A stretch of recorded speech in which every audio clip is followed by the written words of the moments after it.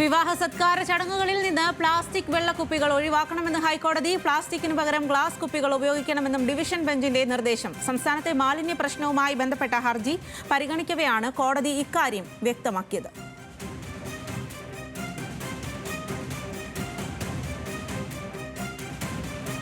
Legal correspondent Shabna സിയാദാണ് ഇതിന്റെ വിശദാംശങ്ങളുമായി ചേരുന്നത്. ഷബ്ന, എന്താണ് കോടതി ഇക്കാര്യത്തിൽ വ്യക്തമാക്കിയിരിക്കുന്നത്? സ്വാതി, മലയോര മേഖലയിലടക്കം പ്ലാസ്റ്റിക് നിരോധനം ആവശ്യപ്പെട്ട് നേരത്തെ തന്നെ കോടതി സർക്കാരിനോട് അത്തരത്തിലുള്ള നിർദ്ദേശങ്ങൾ തേടിയിരുന്നു. ഇന്നിപ്പോൾ കോടതി വ്യക്തമാക്കിയിട്ടുള്ളത് വിവാഹ സൽക്കാര ചടങ്ങുകളിൽ നിന്നും പ്ലാസ്റ്റിക് കുപ്പികൾ ഒഴിവാക്കണം എന്നാണ്. പകരം ഗ്ലാസ് കുപ്പികൾ ഉപയോഗിക്കണമെന്നും ഡിവിഷൻ ബെഞ്ച് പറഞ്ഞിരിക്കുന്നു. ഉപയോഗമില്ലാത്ത പ്ലാസ്റ്റിക് ഒഴിവാക്കുന്നതിന് കർശന നടപടി വേണം എന്നാണ് കോടതിയുടെ നിർദ്ദേശം. അതോടൊപ്പം തന്നെ പ്ലാസ്റ്റിക് വെള്ളക്കുപ്പി നിരോധനം എങ്ങനെ പ്രായോഗികമായി നടപ്പാക്കാം എന്നും കോടതി ചോദിക്കുന്നു. സംസ്ഥാനത്തെ മാലിന്യ പ്രശ്നവുമായി ബന്ധപ്പെട്ട ഹർജിയാണ് കോടതിയുടെ പരിഗണനയിലുള്ളത്.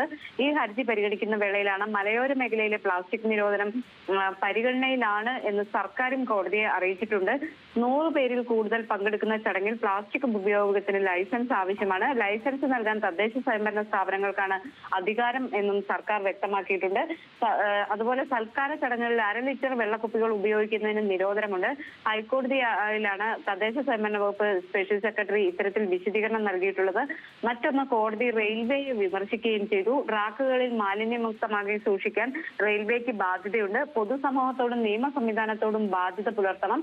ട്രാക്കുകളിൽ മാലിന്യം തള്ളാൻ റെയിൽവേ അനുവാദം നൽകരുത്. മാലിന്യം പൂർണ്ണമായും നീക്കണം എന്നും റെയിൽവേക്ക് കോടതി നിർദ്ദേശം നൽകിയിരിക്കുന്നു.